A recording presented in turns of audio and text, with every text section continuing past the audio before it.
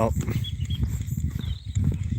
you join me today on what is a very, very cold and misty morning today.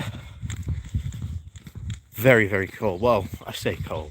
It's not that cold, but it's still cold enough for me to have my winter gear on, shall we say. So there is that.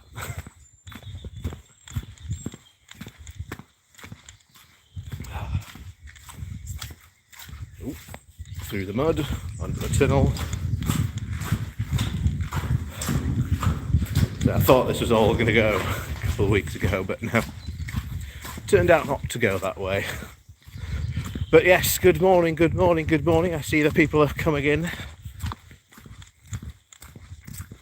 Oh, good morning from the Netherlands. Good morning to you.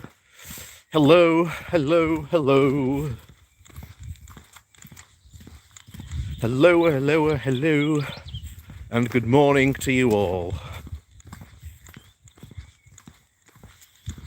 As you can see, it's a wonderfully bit of a fog around today. You can hear the birds tweeting. That was a bit of a large one there. I don't know if you heard that one. Oh, greetings from the west coast. Walking through the swamp. Well, I don't know.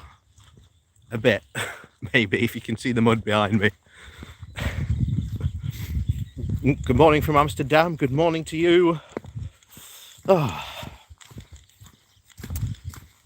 Well, good morning, good morning, good morning, one and all. I think, tell you what, since people are normally, shall we say, late to arrive, well, we're not going to jump into Dominic Cummings and his revelations straight away.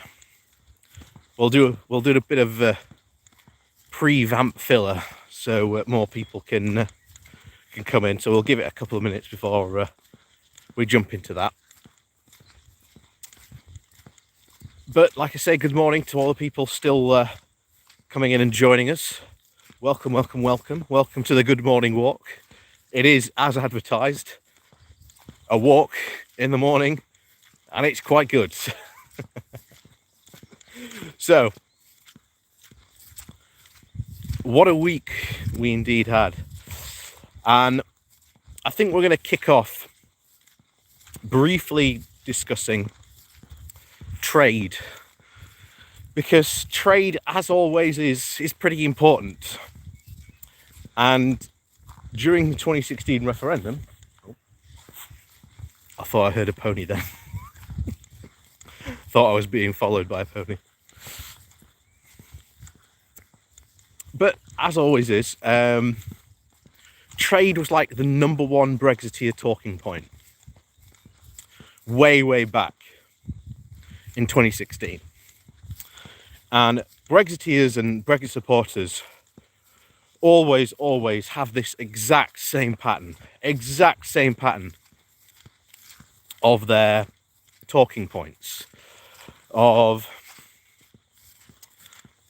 Brexit is about one thing until it's not about that, it's about something else. So Brexit would be about trade until it wasn't about trade. It became about either immigration, then it wasn't about immigration, it was about sovereignty. If it wasn't about sovereignty, it was about something else. Like I say, Brexiteers loved to, shall we say, shift the goalposts about what Brexit was really about. But for the Brexiteers in charge, people like Nigel Farage, Boris, the ERG in particular, well, they were really the hard right of the Conservative Party.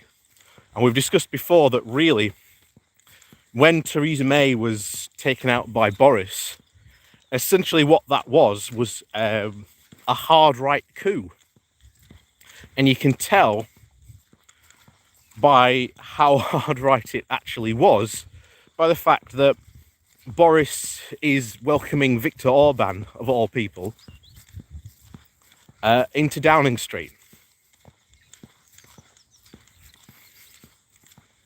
And again, if you've seen what's been happening in Hungary, yeah, I'd be very worried if I was a leftist in Hungary. Very, very worried.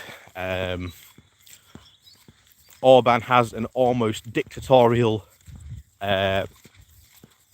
control almost of the country, and yet a lot of people on the right and, shall we say, quote unquote centrist, seem to really like Viktor Orban for some reason. But that's beside the point. Trade in particular is super interesting. In fact, actually, there might be a reason why Orban is actually coming. So this might be a bit of a conspiracy theorist part about me, but who knows? We'll have to see how it all plays out. As you know, Britain has been really trying to knock down the doors on as many of the EU countries as it possibly can to essentially try and entice them into bilateral trade deals. Now, Orban is not, shall we say, well liked in the rest of the EU, but just like many people on the right who, again, people like Marine Le Pen or all the other people on the far right in Europe who talked about, leaving the EU, have now seen the damage that Brexit does. And overall, a lot of the population are in favour of the EU. So it wouldn't look that good for them to launch an entire campaign and then lose. Because especially right-wing populists, key names in the popular, love to be popular. So them losing something that big would be a monumental sign of weakness. So absolutely none of them are prepared to roll that dice, even though many of them have talked about, again, quote unquote, leaving the EU. They're not prepared to do it. So the fact that Orban's here, and the fact that we've had a diplomatic onslaught, as it's been described, to different EU countries to try and do bilateral deals, means that I think that Boris and Orban might be trying to pull some sort of scheme, shall we say, to essentially try and do a bilateral trade deal that undermines the single market. And oh boy,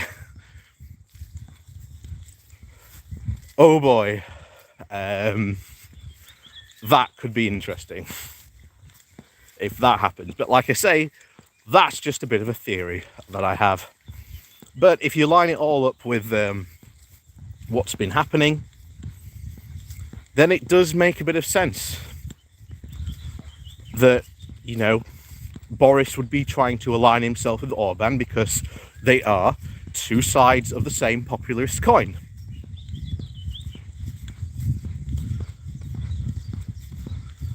Especially if you see the the Tories, one of the Tory blocks this week released a book. We might go over that next week, actually. The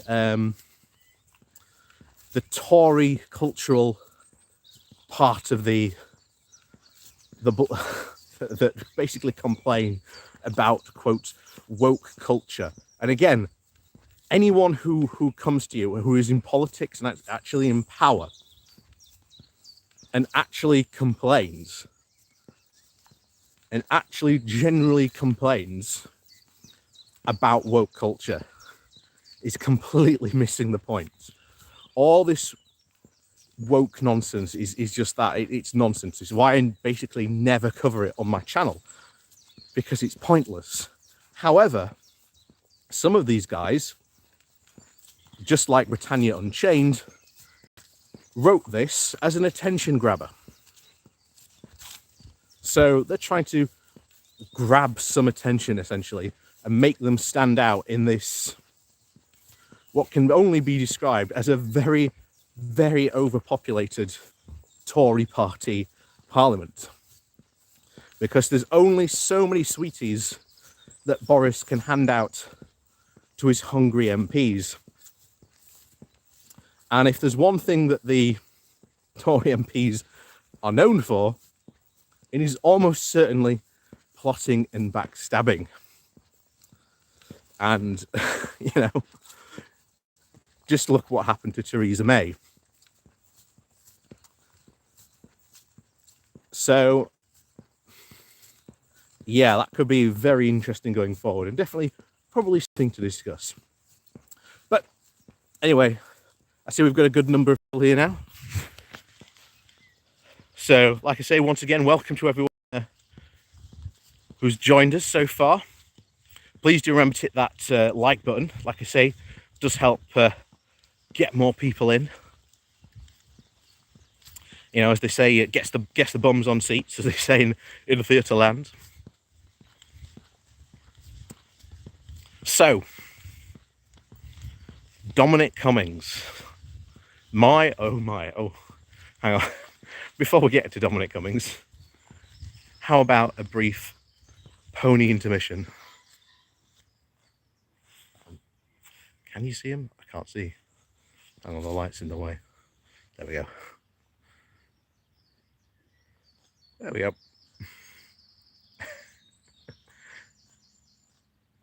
Ta-da! So, there you go. He's very, very busily munching away, having his breakfast.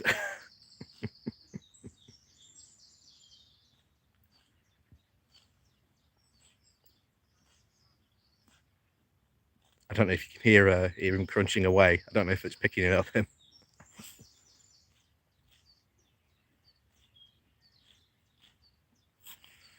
There we go.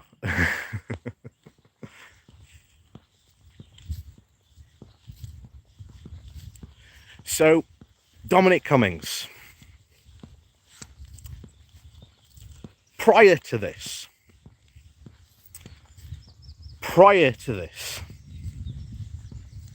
I will say, as with everyone on the left, we all knew Dominic Cummings was a liar. So, one of the things that you've seen, especially a lot of people on the right, try to pull to, shall we say, pull away merit from Cummings' testimony, was they were turning around and saying, hold on, before this, you were saying that, you know, Cummings was a liar and that he couldn't be trusted. Why on earth are you trusting him now? So, part of the reason because of that is, first of all, Cummings left under a cloud of very clear he did not want to leave. He was very clearly pushed.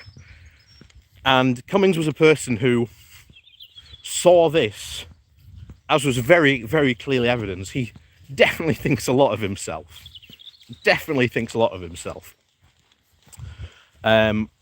He saw this as a genuine opportunity to actually try and bring about change. I do generally think that was what his actual intention was. Now, we can argue about the fact about what type of change he actually wanted to bring. But again, that's a completely different topic, I think, for another time. And there is no other person who was so far more better positioned to essentially see and observe the chaos that essentially is Boris Johnson's cabinet. And bear in mind, this is not the first time. This is not the first time that we have seen people in high cabinet positions or civil service positions come out and say that, the cabinet's in chaos. No one knows who's doing what or what's happening. And I think, for the fact that one of the things that Cummings did does actually symbol a bit of humility in the fact that he did come out and he apologized for the part he played in this. And if you are on the left, then I think we do have to recognize that, people can apologize and say they are wrong, and they shouldn't be berated for it. I think that this is something that we should applaud, especially if we want to think about bringing people over to the left and to our way of thinking. So again, it's something that I know a lot of people are surprised about, but I think that Cummings doing that was a good step. And I think that, as is the old adage, trust but verify. And I think he's apologized, so that makes me more inclined to trust him. Not 100%, mind you, because again, Cummings is an opportunist, and again, him coming out and doing all this is a massive bit for opportunity for him. Like I say, do not be surprised if you see, shall we say, a couple of months now, a book written by Dominic Cummings about his time in Downing Street. Needless to say, that will probably make for some very, very good reading.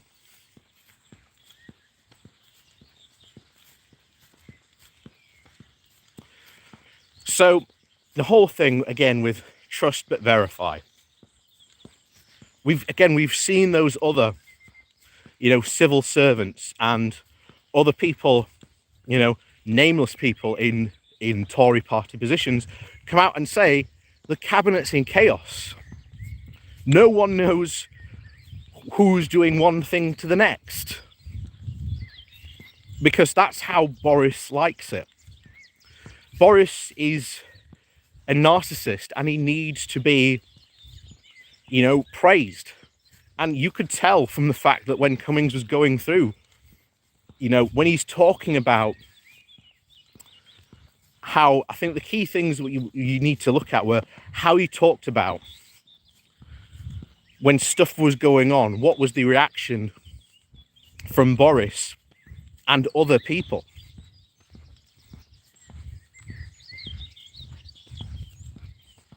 So it was very, very interesting about that. And I think that combined with the fact that we've had other people come out and say, yeah, it's complete chaos in there, I think that does verify a lot of what Cummings had to say. Not only that, he has, what is it? Did he confirm about the let the bodies pile high comment? You know, he confirmed about that, and I think he said something else as well. Although I can't remember. Like I say, what was meant to be a 2-hour session turned into like a 7-hour marathon. So, like I say, there is a lot to go through, and who knows what other stuff, you know, journalists will pick up on from some of that other stuff. And like I say, now we have a public inquiry on the board, which, by the way, I'm very surprised about Boris actually calling that, although that might be a bit of hubris on Boris's part. I think that after his local oh dear, no, I think I might have swallowed a fly there. After his local election victories, I think Boris got a bit hubristic, and I think he definitely went for what I think was something that he could try and spin off as a success, because even if it points to, you know, the Tories in the beginning, you know, performing absolutely disastrously, at least at the end of the report, you know, and it comes out and it condemns the Tories completely, at least at the end, Boris can come out and say, oh, well, that might have all happened, but at least we vaccinated you all, or at least I vaccinated you all, shall we say. So I think that was his overall plan. But the fact now you've had Dominic Cummings come out and absolutely savage him for those responses, I think that he's now less than pleased that that inquiry is now going to happen. And of course, this won't be the last time we probably see Cummings give evidence, because he's probably going to give evidence now at the coronavirus you know, public investigation as well. So we're going to hear everything again of what we heard today, mixed in with all the other people that, you know, Cummings mentioned. Like, who was the scientist he was talking about now? What is it? Ben something. Was it Ben Einarson? I can't remember his name. But he will be there. So he will be able to, again, confirm a lot of what Cummings said during that testimony. And then if you have Cummings coming in again to give testimony again, that will fill in the pieces of essentially a cabinet and the Tory party, who, for all intents and purposes, decided that they were going to prioritize the economy over actually saving people's lives. And that, at the end of the day, becomes the truly shocking subject.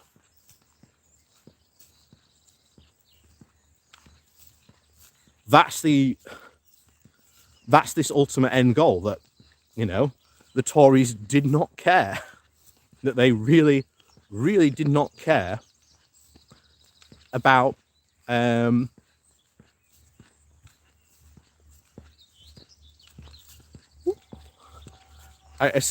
that. That's the thing.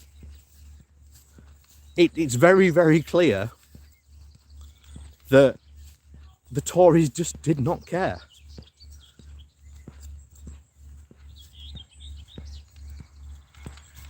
And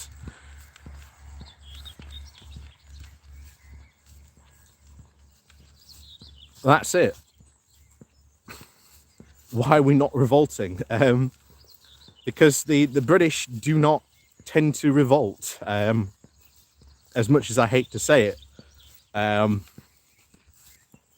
We're not a very revolutionary type people. Shocking as it is, but there you go. And I think the coronavirus has definitely put paid to a lot of people who would normally go out and protest this type of thing. Not doing it. Yeah, someone's just put there, yeah, it's not cricket. It's just simply not cricket, you know? This is why I've said before, I am so jealous. So jealous of people in France who have such a more better political attitude and terms of like political engagement when it comes to it. I've gone over my wish of how I wish we were like the British people, the British public were about like 10% more turned on as like French people are with their politics. Oh, nearly fell.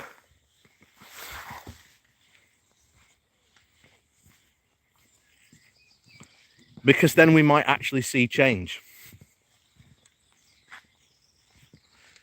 I think one of the big revelations, again, to come out of this is the whole herd immunity. Because if the government were indeed pushing for, you know, herd immunity, my word, you know, we have what? We've had like one of the highest death tolls in the ODEC countries. I think we're literally third still. Or well, we might not be anymore. But I think it was something like India, the US. I think it's something like India, the US, Brazil, then us now, I think. Oh, bit of a jump.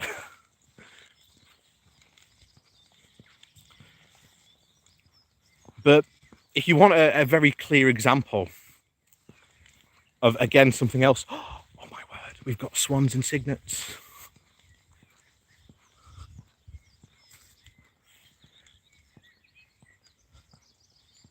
We'll have to be very quiet if you want to see some of these cygnets. So I'm just gonna be very quiet as we approach.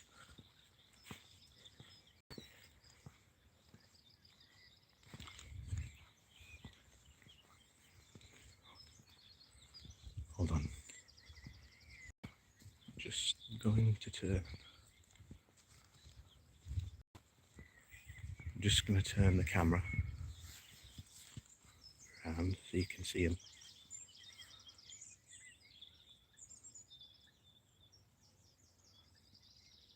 Come on.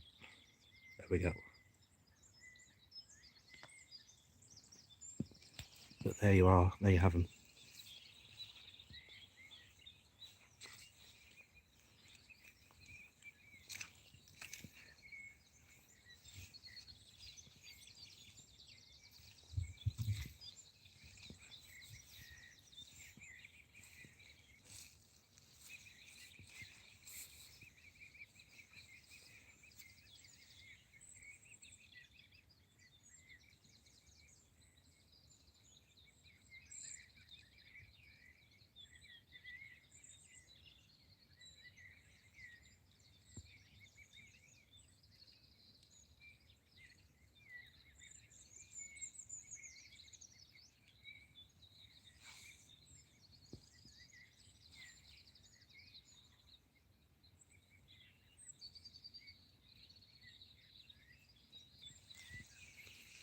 yeah, as you can see, got some baby swans.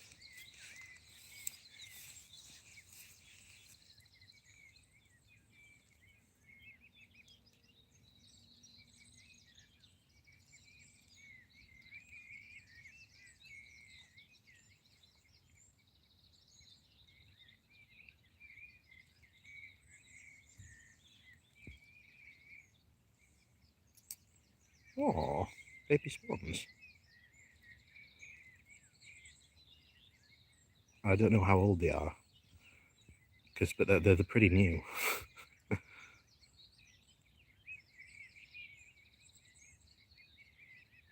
Although they are quite big. Like I say, thumbs up for the swans.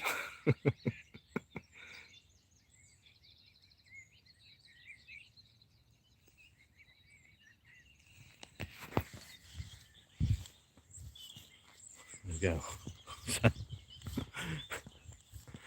So there you go. So we've now had some swan watch on the Good Morning Walk. But yeah, if it does come to this idea of, the government pursued the idea of herd immunity,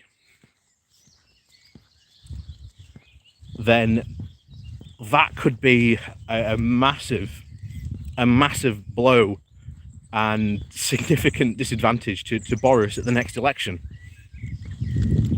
because he will have to answer. Oh, I definitely did swallow something earlier. Oh. But he will definitely have to answer for all this stuff at the next general election, and he can't actually hand wave it away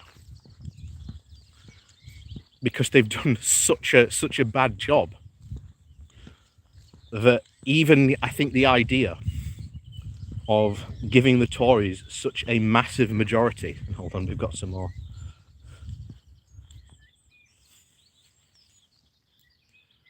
There you go. Got some more pony action for you. 2 lots of ponies and a swan. I think we've achieved some sort of bingo today. So, and I think even then, this idea that the Tories should be allowed to have that much of a majority again. Remember, they've got like an 84-seat majority. So they've had absolute control during this. There's been no one, they can't say Labour's been fiddling about or the Lib Dems have been fiddling about like they did during the coalition. Because all the faults of the Lib Dem coalition, all the Tories did at the next election was just, you see, if we weren't with the with the Lib Dems, we'd have been able to do so much better. So, as I've said sometimes before, the fact that they have such a large coalition, well, not a large coalition, but a large, number of MPs, no one's been able to oppose them really that much. They've had pretty much complete and utter control. So there is no one to blame but the Tories. This is why so many of the MPs are worried about that public inquiry.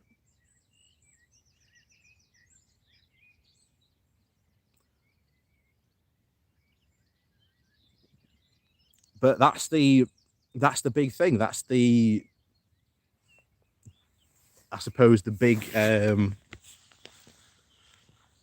big roughage about all this. It's the how much does this impact come into play in the coming election battles, because potentially the next general election's 3 years away. And if you've had the Tories in complete control, hang on, there you go. Got some baby foals down here.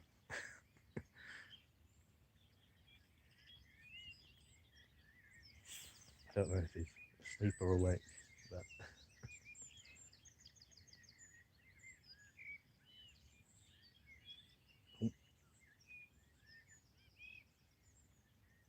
oh, he's having a scratch. But there you go.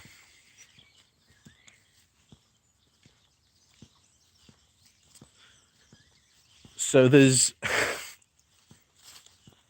so much ammunition now against the Tories, and the whole idea of at the next election that they can say that we run the country well. Well, this year in 2020 shows that they can't. And if you couple that on top of on top of the Brexit, about how that's going wrong, and how much of a rebellion you could potentially see of traditional Tory voting areas, which are ultimately the rural areas, which are going to be thrown under the bus by Boris, which could be a massive advantage for Lib Dem candidates to go forward and try and win those areas and try and cut into their majority. Because a lot of people, especially recently, have been talking about the Tories' southern wall and about how that itself may not be as secure as the Tories seem to think. So there could be a massive opportunity there for Lib Dems to, pull their wellies on and, start to go,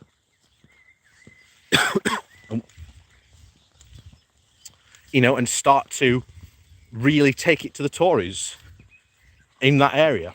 In fact, tell you what, we'll go back this way instead. Change my mind. We're going back this way.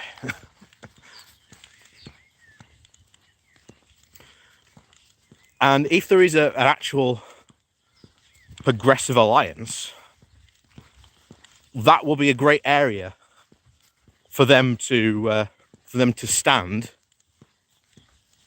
and take it to the Tories. And again, we'll have to see on if a progressive alliance will happen or not. Again, we don't know. We're going to have to see. But this whole idea that the Tories have spanned as their narrative, that we are the party of good governance. We are the party of thrifty savers. Ain't gonna pass. And the other thing is that Matt Hancock's still there.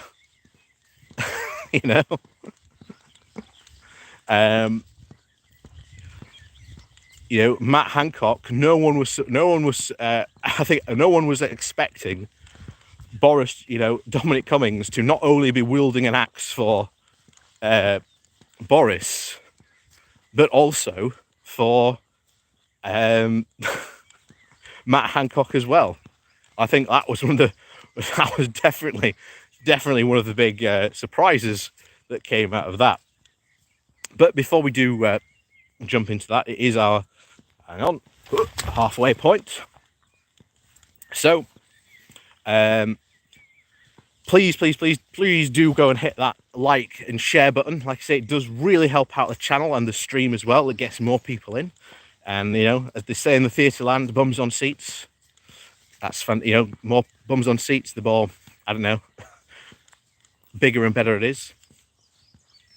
But there is also links down below to my Patreon page, as well as a one-off donation link called Buy Me a Coffee, where you can, buy me a coffee. And thank you to everyone who does support the channel that way. And super chats are obviously open as well for people who want to give that way. So,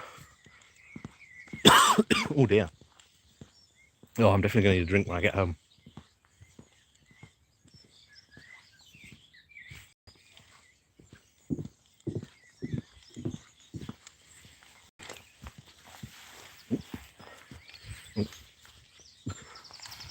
Morning.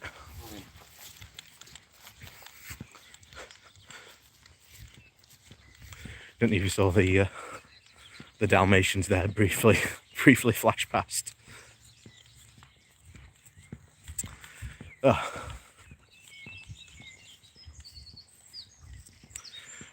yeah, wow. Matt Hancock got an absolute drubbing from Cummings there. Like an absolute drubbing. Oh, wow, thank you very much. Oh, hang on. Helen, yeah. Helen Walker, thank you very much for your support there.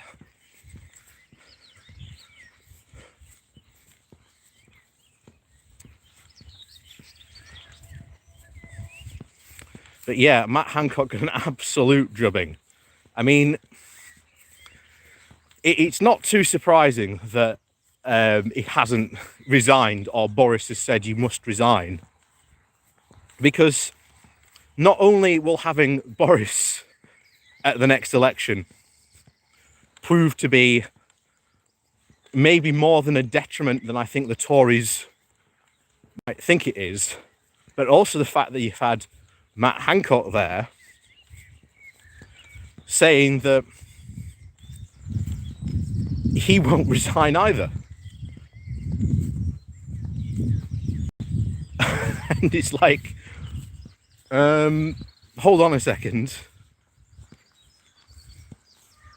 Hold on a second. If Matt Hancock has come out and lied continuously, and I think that especially during the public inquiry, I think even more stuff will come out about Matt Hancock during the public inquiry. I think that Cummings gave us merely a taste, merely a sample of what is to come from all this for the public inquiry. I think not only is Matt Hancock and Boris in for a complete drubbing, but so too is the rest of the Tory party. Because in America, you saw very clearly the fact that Trump's obvious mishandling of the pandemic, the fact that he didn't have a plan at all, damaged him so much during the last November elections.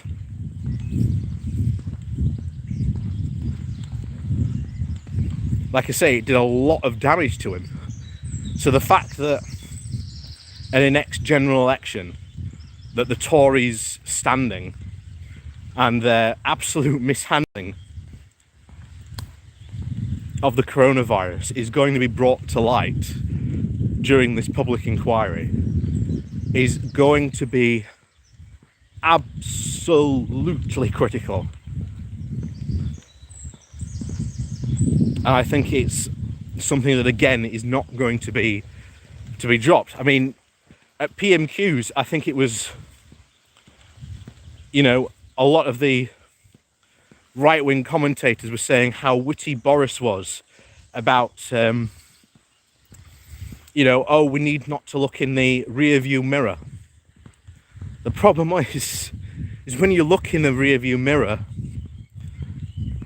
there's hundreds of thousands of people who have been affected by the coronavirus because of your bad handling of it. And for Boris to say that, this isn't a case of hindsight, of, we did badly, we weren't expecting these things. No, we absolutely were. Cummings himself was saying that they saw all this coming. They said what was going on in places like Florence, Wuhan, and in Asia. They saw it coming. So they had no excuse. They've had absolutely no excuse to say, oh, well, that's all in hindsight. There were other countries at that exact same time as us in March of last year that were showing how you can handle the coronavirus. And our government sat and did nothing. And that is the biggest indictment of all. The Tory party are merely a party that likes to sit and look good while essentially the chaos goes on around them. It's the meme of the dog sitting at the table while everything's burning around him, just saying, this is fine.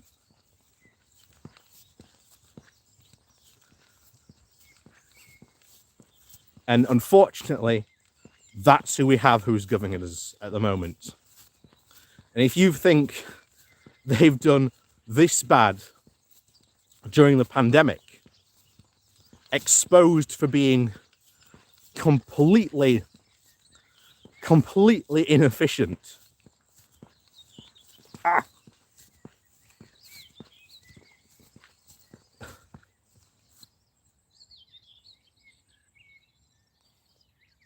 Ah. Right in the eye. Ah. Ah. Oh, right in the eye. Oh. Ah. Oh.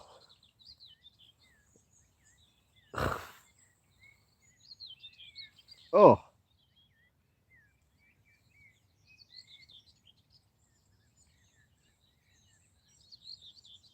Ooh.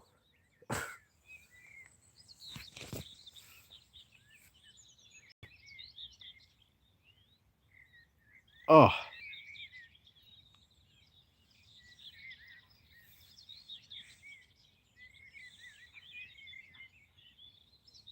I think he's gone. Oh. Oh, right in the eye.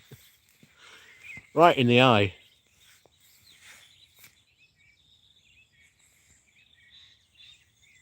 Oh. There he is. There he is. Got him. We got him.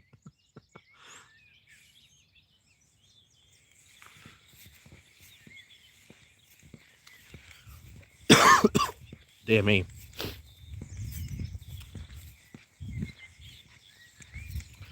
So yeah, the idea that this is oh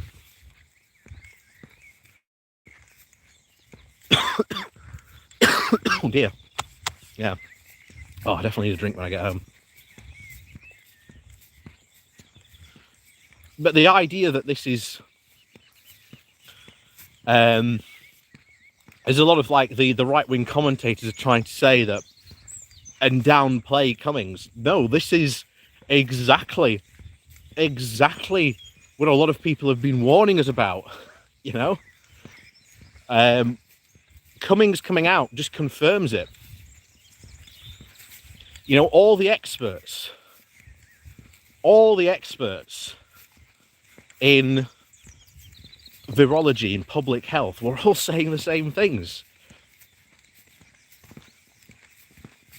You know, there is going to be this absolute disaster and you're sitting around not doing too much about it. And they sat and did nothing while it got worse.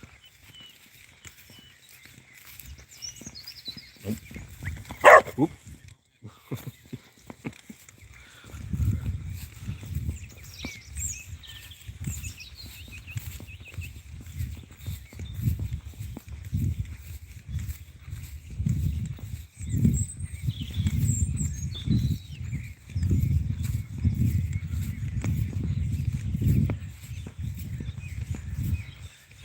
But yeah, the idea that Cummings did, you know, wasn't telling the truth. I think for probably the very first time in a long while, Cummings dished out more truth than he probably ever has so far in his entire career.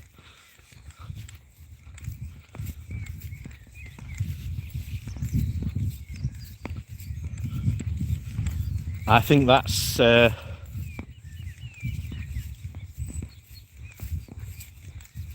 more damaging to Boris and the Tories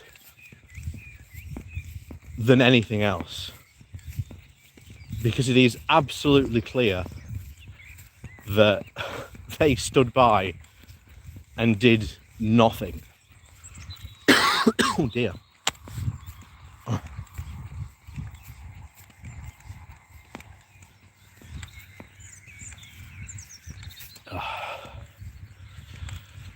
So this whole thing, when it comes down to it, is exactly what all the experts were saying, warning of this incoming disaster, and then having turned around and say that, you know, all those experts were vindicated. They had everything.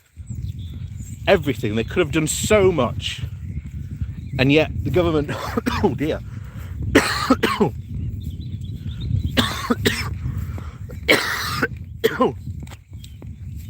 Oh yeah, definitely did swallow something earlier on.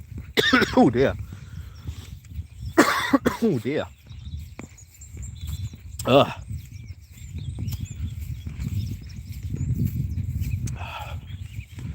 But yeah, it's madness. It's pure madness that we had a government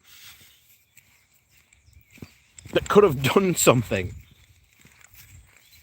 and did nothing.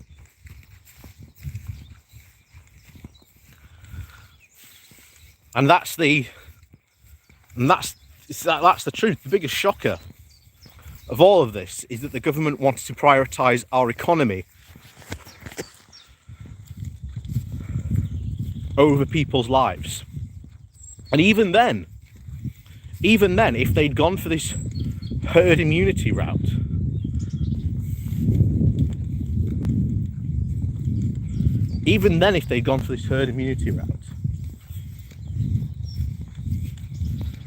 there would have been economic chaos anyway, because hundreds of thousands of people would be, you know, contracting the coronavirus, spreading it through their workplace, and socially people would do the same thing. So, you know, even if they had gone the herd immunity route, it would have been an absolute, well, it could have been so much worse. But at least, you know, if you remember back to the whole lockdown thing, if you remember back to almost a year ago, everyone was saying on Twitter, you know, hashtag lockdown now. So, you know, saying, you know, you need to lock down. Everyone was saying it. And yet they didn't. They waited unnecessarily, and it caused who knows how many extra, you know, hundreds of thousands of deaths. And I think if you saw James O'Brien this week, you had so many callers. I think there were two very clear callers who both phoned in and said, look, if the government had actually acted, you know, then, you know, I think their parents would be alive, because I think their parents got it through the care homes, I think it was. You know, we've also got as well long COVID, and we don't know yet the full impacts of that, because hundreds of people are now suffering the effects of that. And that's affecting their health. So the idea that a lot of people have pushed out, that if Boris decides to call an early election in 2022, that he could win like a 122 seat majority, I think that's fanciful thinking. Because there is no way, the more we find out how our government acted during this pandemic, there is no way anyone would ever want these people to be in any sort of position of power again, or even with that much potential power.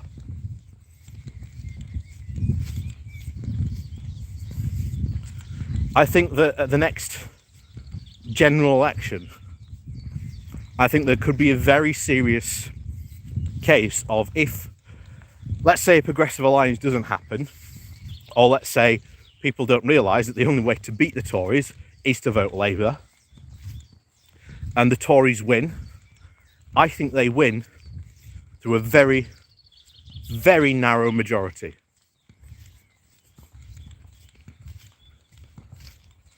I think they do.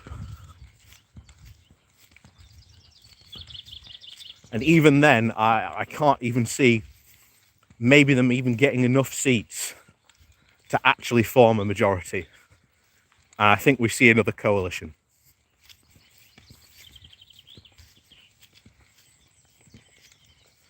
So I think that's the options on offer.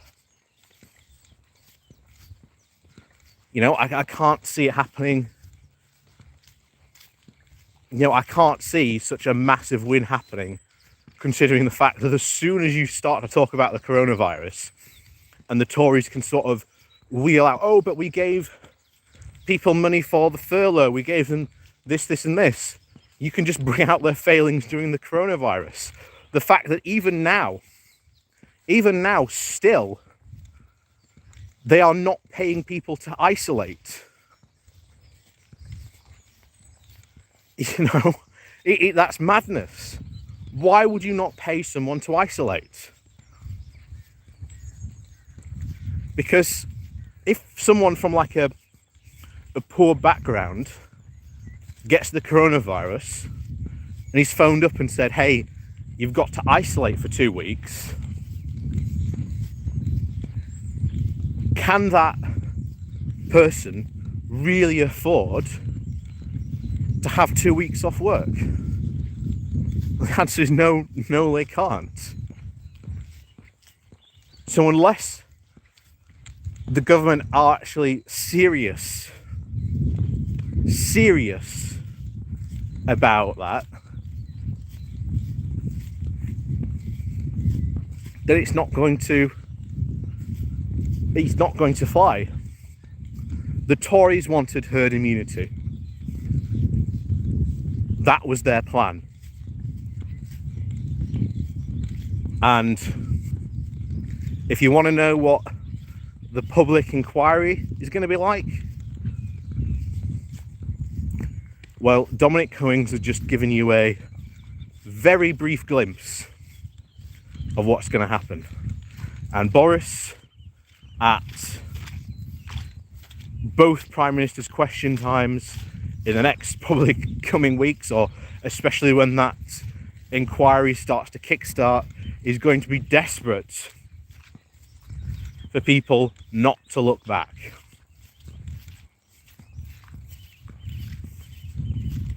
And what should Starmer say in response? What's Boris's words?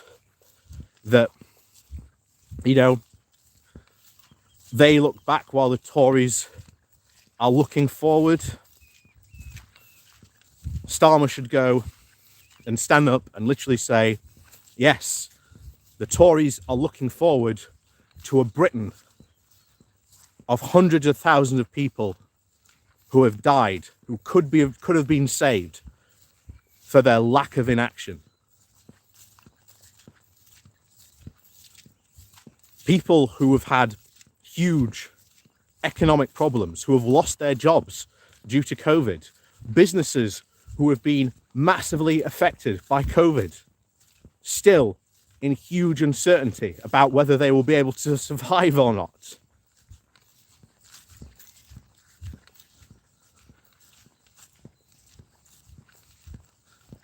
That is the unfortunate state of Britain. And if he wants to talk about their wonderful investment, he could have gone on to say, you know, and the investment that he talks about is going to be nowhere near enough to help these areas, where the inequality that he talks about leveling up these areas is not going to help or be even close enough to helping these areas.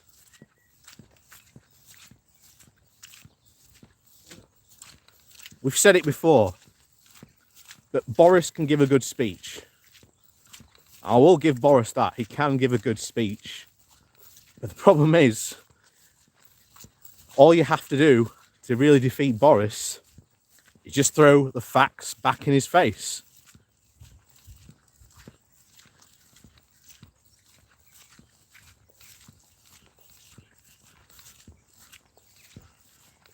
And there's an interesting question someone's just asked there, Paz News. Why does your Labour Party have no fight? So, you know, Sunak outspent Corbyn. So here's what happened. Corbyn was already on his way out. He'd already lost, you know, the leadership election. He'd stepped down. I don't think he had any real intention to actually continue this, which was then brought up by Keir Starmer. I've been saying this for the longest time on these Good Morning walks. Starmer needs policy. He needs to come out and say what it is the Labour Party stands for and how a Labour-led Britain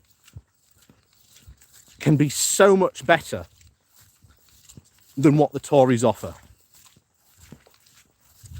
And what did we see at the Hartlepool by-election? The number one response, well, probably one of the number one responses was, we don't know what Labour stands for. You know, a lot of people are saying this, that Starmer needs to copy what Biden's doing in America.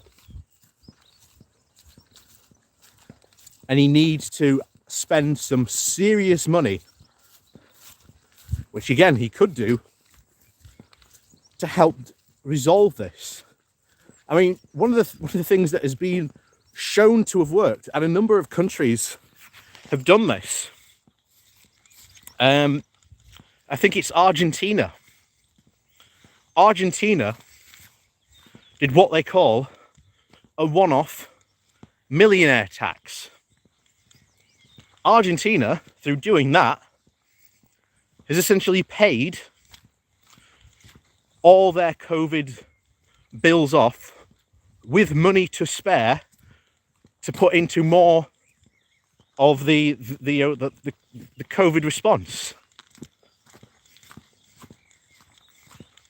Why hasn't our government done something similar?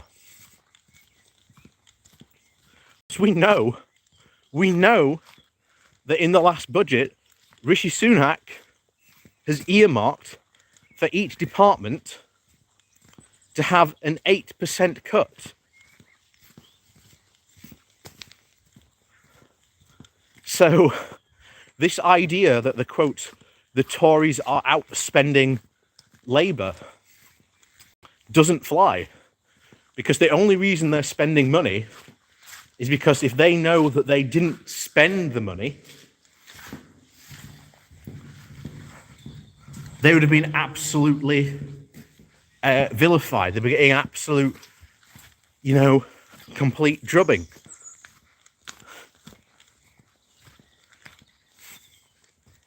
And yet here we are, as always, at the end of these walks. Why on earth do people support the Tories? I genuinely don't have a clue. I cannot think of a single reason to support the Tories, in all honest to goodness. But there you go. So, thank you one and all for joining us on the Good Morning Walk, as always. It's been absolutely fantastic, bar the kamikaze fly that decided to dive bomb me. But yes, please do hit that like and share button before you leave. And of course, down below there are links to my Patreon, as well as a one-off donation link called Buy Me a Coffee, where you can, well, buy me a coffee. And as always, thank you to everyone for joining me today. It's been an absolute pleasure, as always.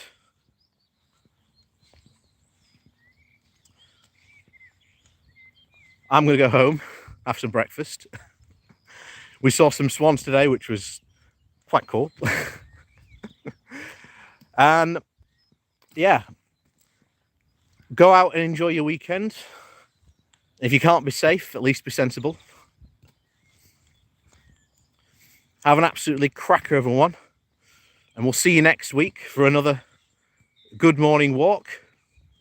And of course, as well, we'll have more videos coming out during the week covering more of the ongoings and the political drama that is British politics. So, as always, thank you all for watching, and we'll see you all next time.